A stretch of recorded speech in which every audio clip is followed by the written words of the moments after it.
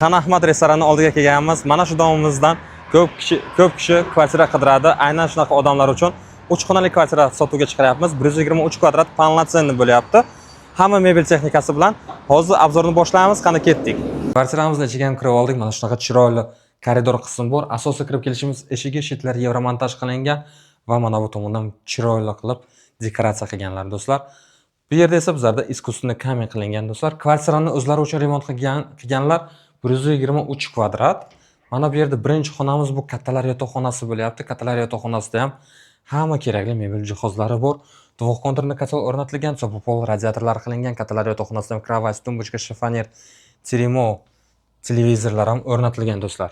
Kvartiramizda kadastri bor, bir kunda oformlab qilib olishingiz mumkin. Hamma kerakli narsalar bor. Eshiklar даже под zakaz olib kelingan do'stlar. Mana bu yerda bizlarda общий санузел joylashgan. Санузел ham o'zlari uchun qilgan. Стиральный mashinka ham bittasi обычный стиральный mashinka, ikkinchisi sushilka bo'lyapti va mana bu yerda bizlarda kattagina mehmonxona. Mehmonxonada ham ko'rishlaringizdek chiroyli qilib stol, stul, уголок, konditsioner, bu tomonda esa televizor joylari qilingan, panoramli oyna joylashgan. Stol, stullarni ham под zakaz olib kelganlar do'stlar.